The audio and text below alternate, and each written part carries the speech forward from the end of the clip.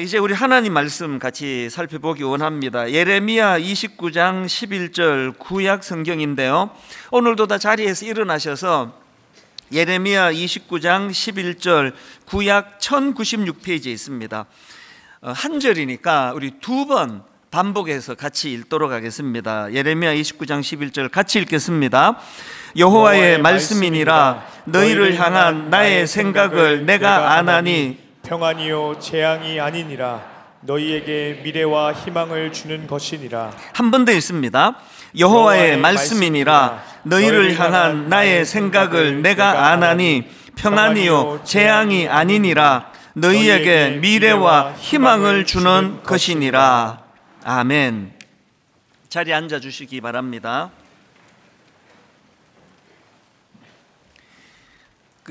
최근에 인터넷 강의를 하나 들었는데요, 그 강의 제목이 뭘 해도 행복한 사람과 불만인 사람의 말버릇, 이렇게 되어 있었습니다. 그리고 그 강의에 대한 그 부연 설명을 한 글을 제가 또 읽었더니 이런 내용입니다. 뭘 해도 긍정적이고 행복한 사람들이 있지요. 옆에 있는 것만으로도 긍정 에너지를 퍼뜨리는 사람들. 그런가 하면 반면에 뭘 해도 불평불만이 끊이질 않는 사람들이 있습니다. 이러한 사람들은 어떤 말을 자주 쓸까요? 그리고 이렇게 질문합니다. 여러분은 어느 쪽에 가까우신가요? 뭘 해도 행복한 사람과 뭘 해도 불만인 사람. 이게 되게 흥미로웠습니다. 그래서 그 내용을 제가 이제 들어보니까 뭘 해도 행복한 사람들에게는 그 독특한 말 습관이 있더라는 겁니다. 예를 들어서 이제 이 뭘 해도 행복한 사람들에게 이런 사람들이 잘하는 말이 있는데 제일 첫 번째로 나온 게 이런 말을 잘한대요. 방법이 있을 거야. 이게 예상하지 못한 어떤 어려운 일을 만나고 또 당황스러운 일을 겪을 때 그것 때문에 포기하지 않는 거라는 거예요. 그래서 방법이 있을 거야. 이런 말을 참 자주 한답니다. 또 뭘 해도 행복한 사람들이 잘 쓰는 말이 또 이런 말이랍니다. 지금은 힘들어도 긍정적인 어떤 의미가 있을 거야. 코로나19 때문에 많이 힘들고 어려웠지만 그럼에도 불구하고 이 코로나19 때문에 우리에게 유익했던 것도 많을 거야. 그거를 찾아내는 거, 이게 뭘 해도 행복한 사람들의 어느 습관이라는 겁니다. 그런가 하면 또 이런 말도 자주 한답니다. 이만하길 다행이다. 아무리 절망적인 어떤 일을 만나도 안 죽었으면 됐지, 이만하길 다행이야. 사실 저도 정말 어떤 경우에도 저는 또 행복한 사람이 되고 싶거든요. 또 저는 또 목회자니까요. 저도 애를 좀 씁니다. 제가 이제 차를 몰고 가다가 어떤 기분 나쁜 일을 당하거나 무슨 타이어가 펑크가 나거나 이런 또 어떤 이상한 사람이 저를 그냥 괴롭히는 일이 있거나 가끔 그런 일이 있을 때 제가 혼자 독백하는 말이 있습니다. 저 혼자서 이렇게 말합니다. 어떤 어려운 일을 당했더라도 저는 이렇게 말합니다. 사고만 나지 않으면 어떤 일로 다 괜찮아. 제가 저에게 이렇게 독백을 해요. 그 사고만 안 나면 이것보다 더 어려운 일이라도 다 괜찮은 일이야. 제가 왜 그렇게 혼자서 독백을 할까요? 저도 어떤 경우에도 뭘 해도 행복한 사람이 되고 싶거든요. 그런가 하면은 반대로 뭘 해도 불평불만이 많은 사람들에게도 특징이 있는데요. 복잡한 거 여기 부정적인 말들 많이 하고 싶지 않고요. 제 눈에 딱 띄었던 하나가 있었는데, 뭘 해도 불평불만이 많은 사람들에게 이런 특징이 있대요. 해석의 왜곡성. 그들의 특징이 해석의 왜곡성을 가졌다.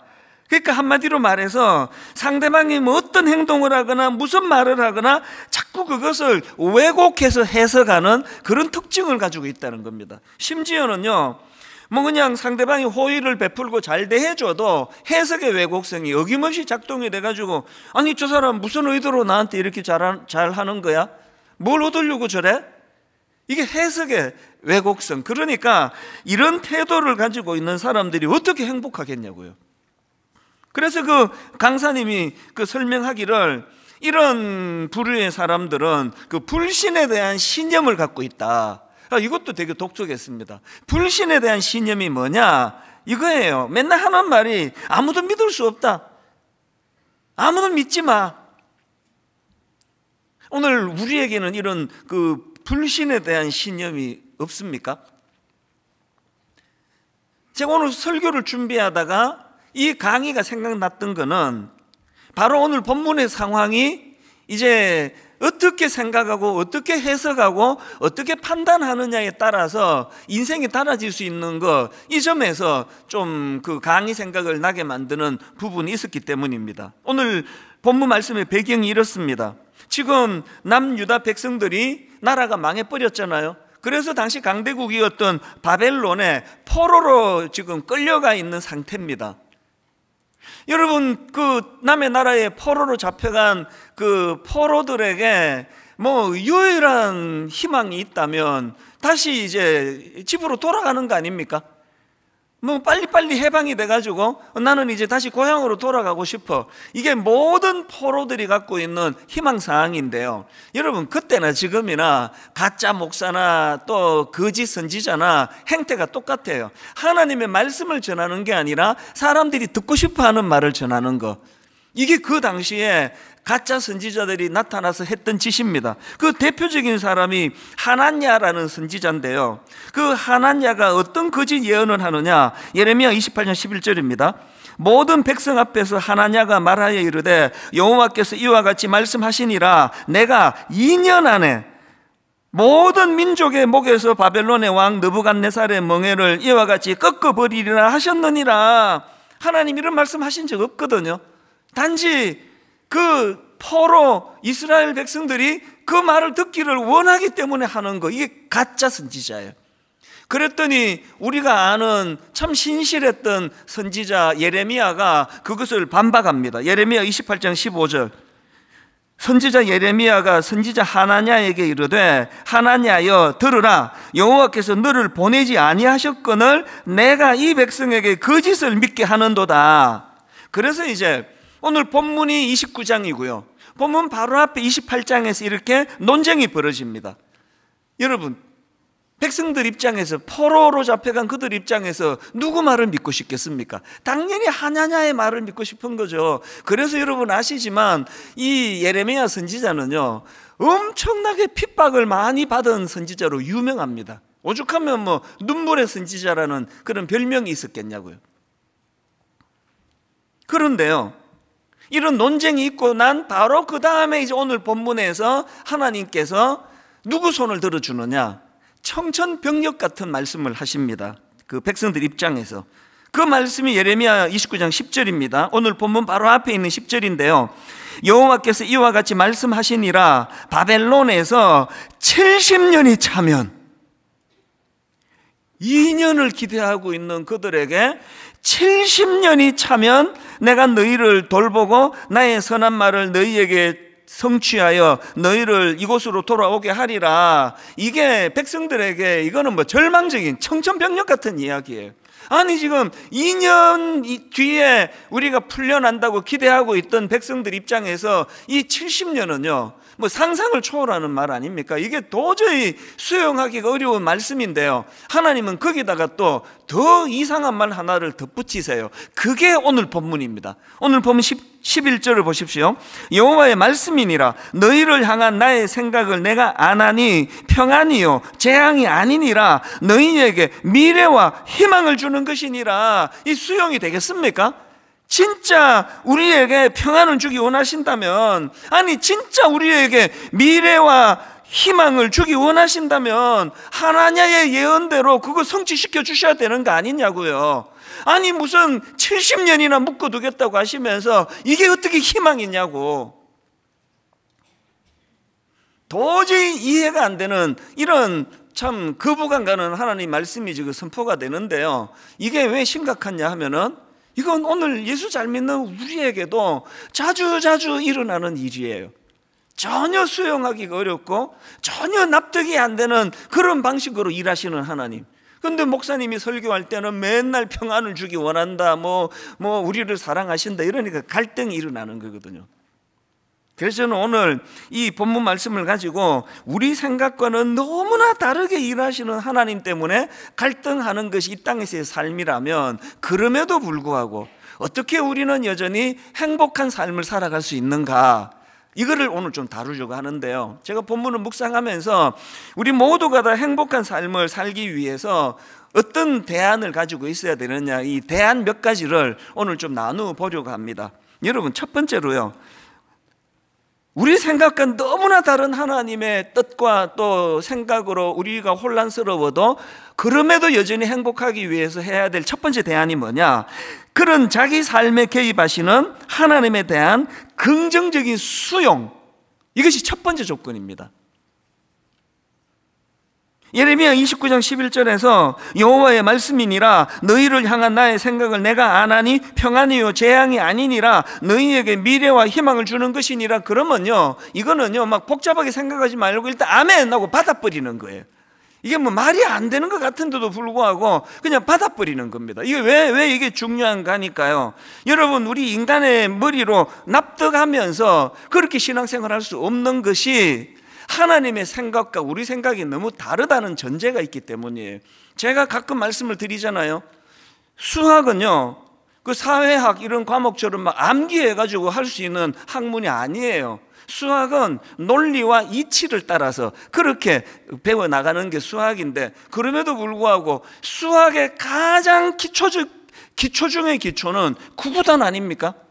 구구단은 그냥 무대뽀로 외우는 거예요. 77이 49, 이거를 그냥만 논리적으로 7을 7번 더하고 어쩌고 저쩌고 뭐 복잡하게 하는 사람 아무도 없어요. 그냥 77이 49 외우는 거.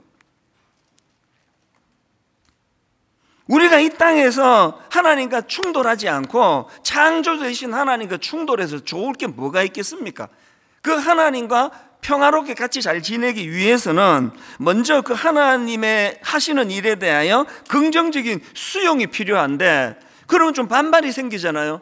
왜 그래야만 됩니까? 그렇게 반발하는 분이 계시다면 왜 그래야만 하는지의 답을 저는 이사야 55장 8절과 9절에서 찾습니다. 왜 그래야만 되느냐고요? 이는 내 생각이 너희의 생각과 다르며 내 길은 너희의 길과 다름이니라 여호와의 말씀이니라. 그 다음 9절을 보십시오. 이는 하늘이 땅보다 높음 같이 내 길은 너희의 길보다 높으며 내 생각은 너희의 생각보다 높음이니라. 이게요, 신앙생활 하는 우리에게 가장 중요한 전제예요. 그럼 뒤집어 생각해 보세요. 뭐 이런 말씀에 내가 거부감이 간다. 그럼 만약에 그 하나님의 생각의 수준이 우리 인간의 수준하고 비슷하면은 이거 재앙 아닙니까? 그럼 그래서 하나님하고 반발할 일도 별로 없고 우리 하나님은 항상 내 생각하고 너무 똑같아. 이거 재앙이에요. 사춘기 애가 그 혼미한 사춘기의 생각하고 그 아이 아버지 생각은 달라야 되는 거 아닙니까? 하나님의 생각이 우리 생각과 비슷한 수준으로 끌어내리려고 하다가 보니까 신앙이 성장이 없어요. 그 믿음이 좀 없는 분들, 예수 안 믿는 분들은 하나님 왜 이렇게 일한대? 하나님 왜 저렇게 일한대? 난 이해가 안 돼. 이해가 안 돼서 하나님인 걸 모르시는 거예요. 그런 사람이 예수를 믿어도 그만이고 안 믿어도 그만이에요. 예수 믿으면 뭐합니까? 하나님의 생각을 끌어내려가지고 자기 수준에다 맞추고 사는데 여기에서 무슨 놀라운 기적이 일어나겠으며 여기에서 무슨 놀라운 우리가 할 수 없는 일들이 일어나겠느냐고요. 그 사춘기 아이들이 막 혼미할 때는 아버지와 그 사춘기 아이 생각이 달라야 되는 거 아닙니까? 그 어떤 애가 이렇게 말하는 걸 들었습니다. 우리 아버지는 나랑 생각이 너무 똑같아. 아이고, 저걸 자랑이라고 하는 속으로 그렇게 생각해. 어떡하냐 얘는? 얘 아버지 생각이 그렇게 사춘기처럼 어리고 미숙해가지고 이제 얘는 어떻게 해야 되나? 그게 자랑입니까 그게? 그래서 여러분, 여러분의 사춘기를 되돌아보세요. 부모님과 갈등이 심하면 심했을수록 그 훌륭한 집일 확률이 많습니다. 확률이에요. 100%는 아닙니다. 우리가 왜 이 행복을 위한 첫 번째 단계로 일단은 그냥 수용하자. 이해가 안 돼도 수용하자. 성경에는요, 이래서 성공한 인물들의 이야기가 너무 많습니다. 대표적인 케이스가 요셉 아닙니까? 여러분 같으면 요셉이 그 하나님 하시는 일에 그 승복이 되겠습니까? 말도 안 되는 그런 저질 형제들 때문에 애굽으로 팔려가 종살이하고 있는 이것도 이해가 안 되는데, 거기 또 이상한 여자를 만나가지고 그냥, 아니 이렇게 순결한 요셉이 아니 억울한 일을 당해도 그냥 한계가 있지, 아니 이게 성폭행 미수범이 뭡니까 이게? 이런 수치스러운 일을 당해서 감옥에 갇혀 있는데, 그 내용을 기록하는 창세기 39장에 보면은 성경이 계속 반복하는 단어가 있어요. 요셉이 형통하다는 겁니다. 하나님이 함께 하시기 때문에 요셉이 형통하다. 감옥 가 있는 그거조차도 요셉이 형통하다. 이게 요셉이 수용이 되겠냐고요. 그런데 여러분, 나중에 이제 요셉이 입지전적인 인물이 되잖아요. 총리 대신이 되고 나서 그 형제들이 복수할까봐 두려워할 때 했던 말을 보면은 거기에서 놀라운 답을 저는 발견하거든요. 요셉이 뭐라고 말했습니까? 복수할까봐 두려웠던 형제들에게 창세기 50장 20절, 당신들은 나를 해하려 하였으나 하나님은 그것을 선으로 바꾸사 오늘과 같이 많은 백성의 생명을 구원하게 하시려 하셨나니, 악한 형제들에 의해 가지고 악한 형제들 때문에 어긋나버린 인생이 됐지만, 아까 행복한 사람, 그 상황에서도 요셉은 자기 인생을 포기하지 않고 하나님의 뜻에 순종하면서 나갔기 때문에 이런 놀라운 결과가 일어났다는 거 아닙니까? 다니엘도 마찬가지예요. 다니엘도 오늘 우리가 그 본문의 배경으로 하는 바벨론의 포로로 끌려갔던 사람 중에 한 사람 아닙니까? 그런데 그가 하나님 하시는 일에 이게 동의가 되겠냐고요. 그런데 그가 어떻게 동의합니까? 여러분이 잘 아시는 다니엘 1장 8절, 다니엘은 뜻을 정하여 왕의 음식과 그가 마시는 포도주로 자기를 더럽히지 아니하리라 하고, 이 말 속에 요셉은 1단계가 이루어진 거 아닙니까? 하나님이 자기를 포로로 보낸 거기에 동의가 안 되면 어떻게 하나님께 뜻을 정하여 하나님께 순종할 수 있느냐고요. 그랬더니 이렇게 1단계 구구단 외우듯이, 내 머리로는 이해가 되지 않지만 하나님은 선한 분입니다. 하나님 하시는 일은 내게 유익합니다. 그렇게 하고 받으니까 하나님이 그에게 뭘 선물로 주십니까? 이건 여러 번 제가 설명한 내용인데 9절이 바로 그 이야기입니다. 바로 그 다음 9절, 하나님이 다니엘로 하여금 황관장에게 은혜와 긍휼을 얻게 하신지라. 세 번역으로, 하나님은 다니엘이 황관장에게서 호의와 동정을 받도록 해주셨다. 여러분, 우리 일만수도 파송운동 마지막 파송 예배 드리면서 했던 축복의 말씀, 이거 기억하십니까? 수문학교에 모두가 다 저는 주변 사람들에게, 그 동역하는 수많은 성도님들에게 호의와 동정을 받는 그런 목사님이 되면 좋겠다고 축복을 했는데, 여러분 그러고 싶으세요?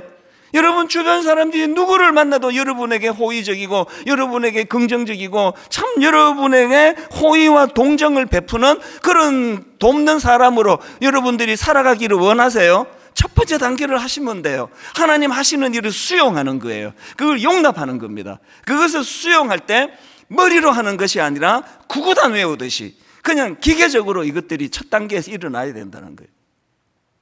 그런가 하면은 행복을 위한 두 번째 대안은요, 몰입이에요. 몰입. 생각하고 집중하고 몰입하기.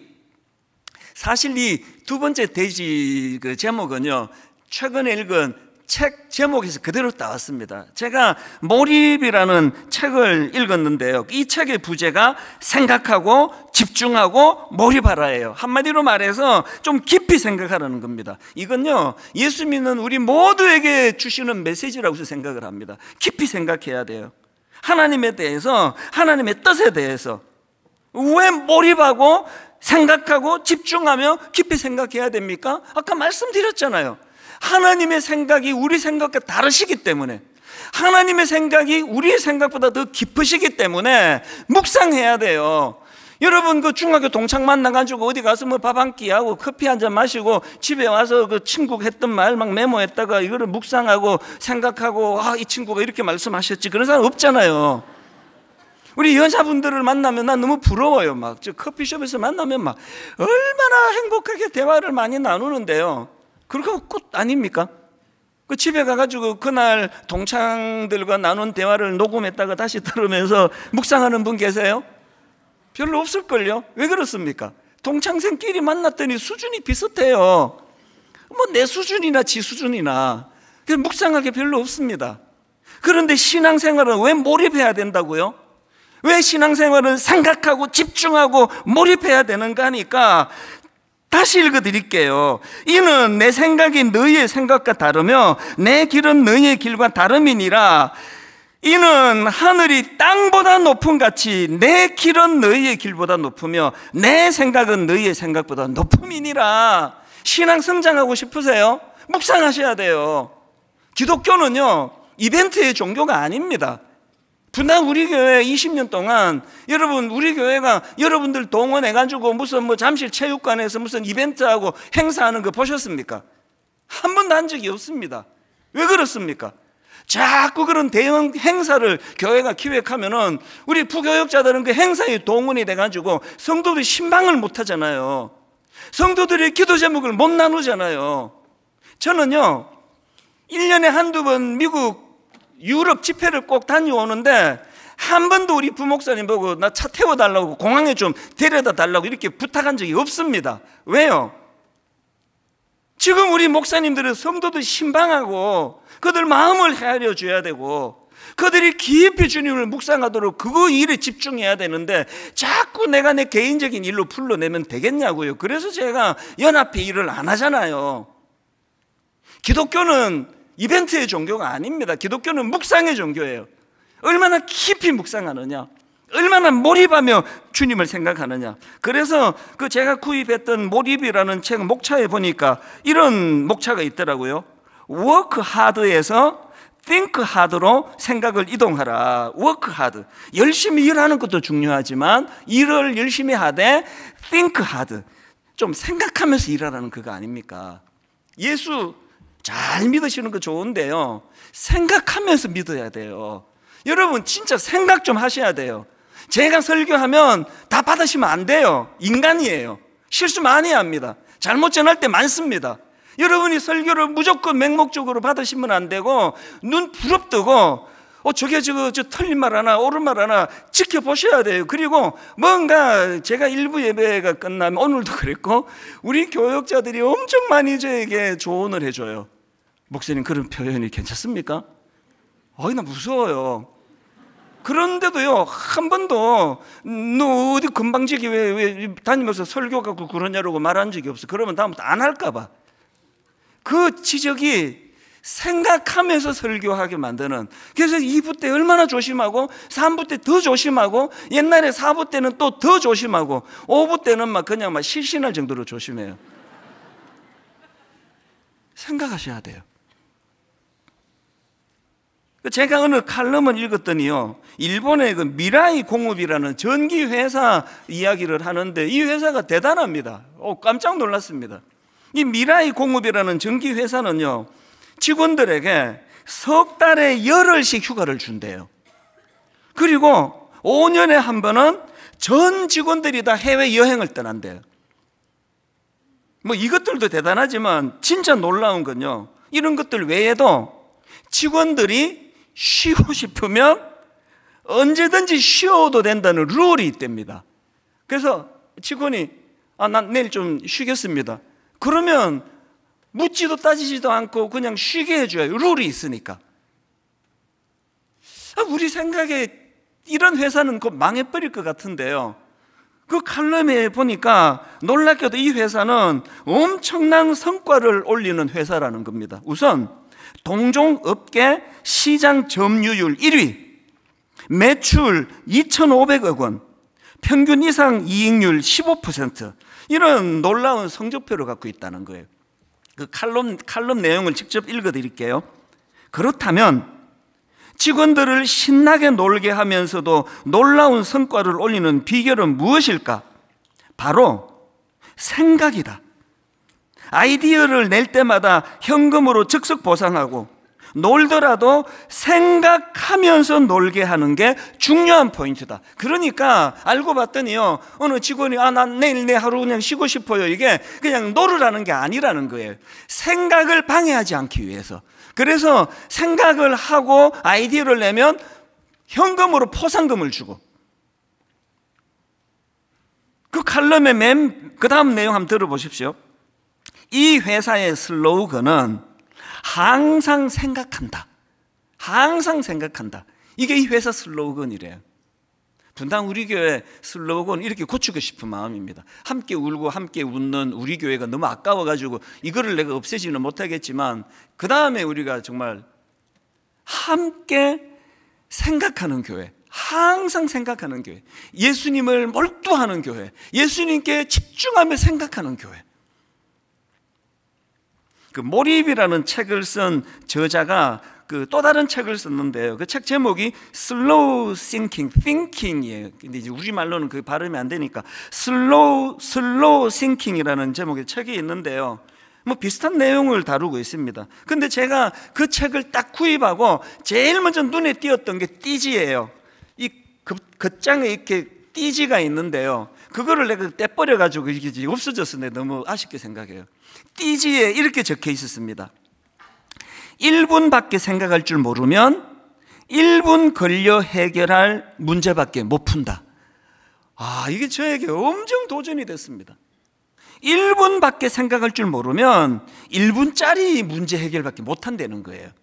저는 우리 성도님들이 하나님 앞에 깊이 생각하고 묵상해서 1분짜리 문제가 아니라 너무 복잡하게 얽혀가지고 막 2시간짜리, 3시간짜리 막 3일 내내 생각해야 답이 나오는 이런 답이라도 여러분들이 척척 해결해내는 이런 깊은 영성을 가진 믿음의 성도님들 되시기를 바랍니다.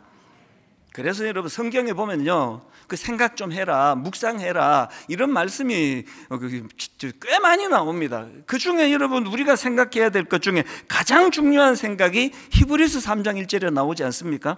그러므로 함께 하늘의 부르심을 받은 거룩한 형제들아, 우리가 믿는 도리의 사도시며 대제사장이신 예수를 깊이 생각하라.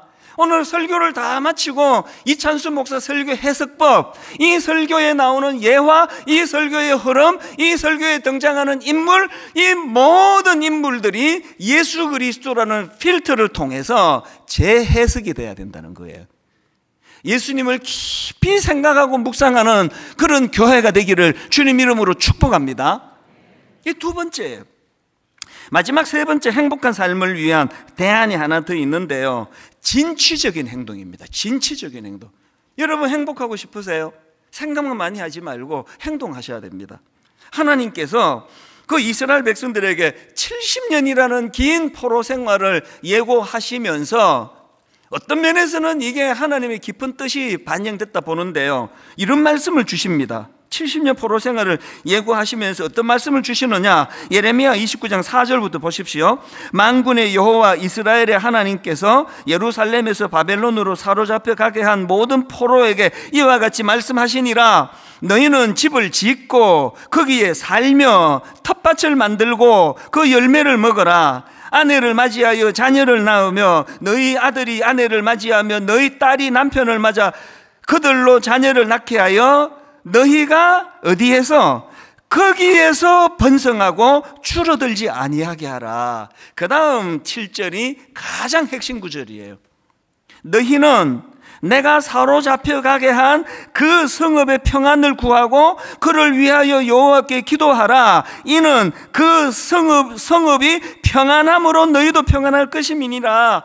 2년 만에 빨리 풀려 집에 가는 것도 중요하지만 그 악한 도성을 위하여 너희들이 영향력을 미쳐야 되겠다. 그 악한 바벨론에서 너희들이 선한 영향력을 행사하기 위하여 진취적으로 행동하라는 겁니다. 이걸 완벽하게 구현해낸 인물이 요셉 아닙니까? 아까 읽어드렸던 창세기 50장 20절 액센트를 달리해서 한번 들어보세요. 요셉의 고백을요. 당신들은 나를 해하려 하였으나 하나님은 그것을 선으로 바꾸사 오늘과 같이 많은 백성의 생명을 구원하게 하시려 하셨나니. 요셉이 하나님의 뜻을 수용해서 생각을 깊게 해서 그냥 정치적으로 엄청난 권력을 얻었다, 성공했다, 잘 살았다, 이렇게 적용하시면 안 됩니다. 하나님은 요셉을 그 고난의 과정을 거치셔서 하나님께서 그 흉년이라고 하는 끔찍한 일들을 대비하게 하셨던 것처럼 오늘 우리는요, 생각도 많이 해야 되지만 그 건강한 생각을 가지고 진취적인 행동을 해야 돼요. 자꾸 편한 것만 찾는 것이 신앙이 아닙니다. 그래서 저는 이 11절 말씀을 정말 여러분 마음에 새기면 좋겠습니다. 여호와의 말씀이니라 너희를 향한 나의 생각을 내가 아나니 평안이요 재앙이 아니니라 너희에게 미래와 희망을 주는 것이니라. 이 말씀을 구구단 외우듯이 믿음으로 수용하시기를 바랍니다. 이 말씀을 수용하시고 이 두 번째 단계로 깊이 묵상하시는 거예요. 내가 왜 하나님 말씀에 순종하는 것이 내게 행복인가? 그 건강한 생각이 자리를 잡고 있으면 그때부터 움직이셔야 됩니다. 진취적으로 행동하셔야 됩니다. 오늘 청년주일입니다. 우리가 너무 미안해요. 교회가 제대로 가르치지를 못하고 교회가 가치관에 뚜렷한 정립을 잘 시켜주지 못해서 이 세상이 너무너무 혼란한데, 분당 우리 교회 오늘 제가 다시 한번 주님 이름으로 약속합니다. 우리 어른들이 지금 기초 다지기 중에 있잖아요. 말씀 묵상하고 기도하고 예배에 집중하고 기초를 잘 다진 그 열매가 다음 세대 살리는데 다 투입되기를 원합니다. 진짜 우리 다음 세대를 살려야 돼요. 이런 불행이 또 일어나지 않기를 원합니다. 오늘은 청년주일이기 때문에 이 설교의 결론을 우리 청년 한 분을 직접 모셔서 직접 불러서 그들의 기도 제목, 그들의 간증을 듣는 것으로 오늘 이 설교를 저는 마무리하기를 원합니다. 우리 청년부의 전유라 자매, 아까 우리 1부 때, 2부 때 각각 우리 대학생들이 나와서 너무 가슴 뭉클한 그런 그 고뇌와 아픔과 기도 제목을 나누어 줬는데요. 이제 홈페이지에 이 세 분의 그 간증을 다 올릴 거예요. 다 들어보고 기도 제목으로 삼으셔야 됩니다. 이 시간 우리 전유라 자매 나와서 하나님 앞에 또 우리 어른들에게 기도 제목 겸 이제 간증을 하게 될 것입니다. 우리 큰 박수로 우리 자매를 좀 초대해 주시면 감사하겠습니다.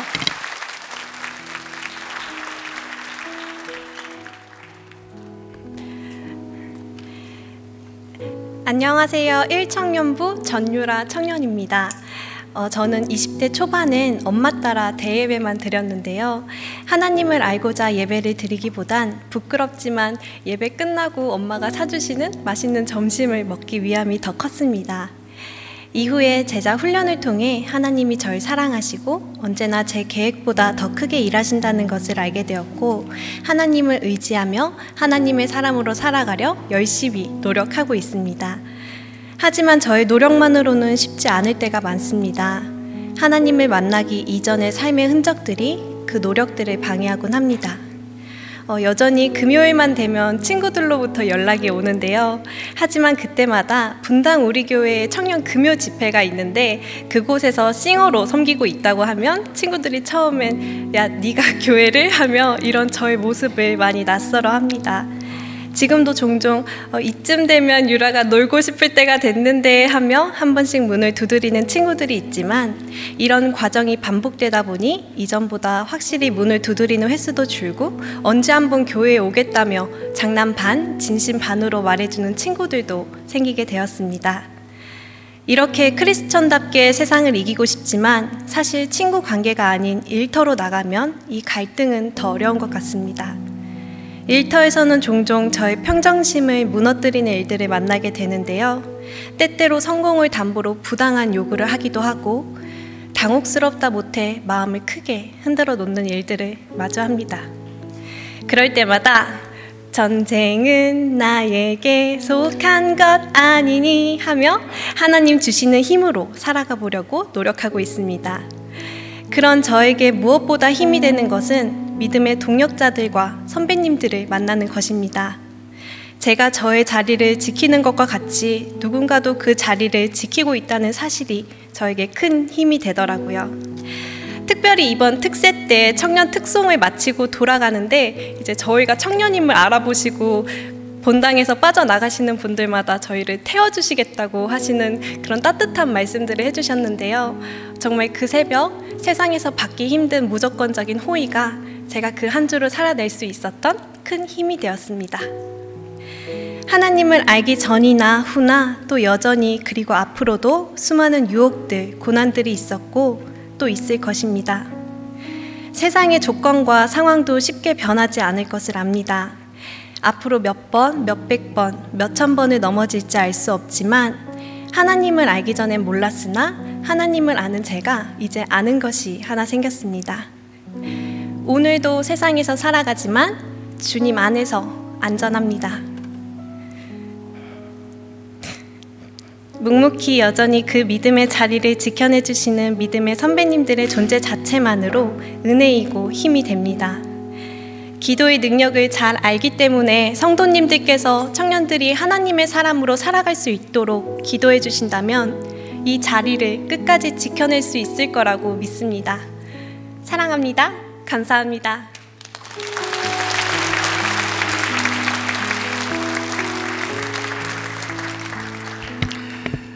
그 1부 때, 2부 때, 3부 때 우리 청년들의 그 현실과 싸우고 또 하나님 앞에 은혜를 구하고 이 내용들이 너무 마음에 어떨 때는 또 아프기도 하고 미안하기도 하고 또 대견하기도 하고, 그래서 우리 기성세대 성도님들이 우리 청년들을 위하여 진짜 기도해 줄게, 너도 혼자가 아니야, 좀 이런 약속을 하는 그런 예배가 됐으면 좋겠습니다. 우리 청년들에게 또 새 힘이 공급이 되고 또 우리 기성세대는 정말 잊지 말고 우리 청년들을 위해서 기도해야 되겠다고 다짐하는 이런 은혜의 열매가 많이 나타나기를 바랍니다. 이제 우리 다 자리에서 일어나셔서 우리 313번 찬양입니다. 보라 너희는 두려워 말고, 보라 너희를 인도한 나를, 보라 하나님 구원을, 보라 하나님 능력을. 우리 기성세대는 다음 세대 우리 자녀들에게 축복하면서 던져드리는 메시지가 됐으면 좋겠고, 또 서로서로 또 하나님께서 우리에게 주시는 이 말씀을 가지고 힘을 얻으면서 이렇게 찬양하기 원합니다. 보라 너희는 두려워 말고, 너희는 두려워 말고, 보라 너희를 인도한 나를, 보라 너희는 지치지 말고, 보라 너희를 구원한 나를. 한번 힘있게 선포합니다. 너희를 치던 적은 어디 있느냐, 너희를 억누르던 원수는 어디 있느냐,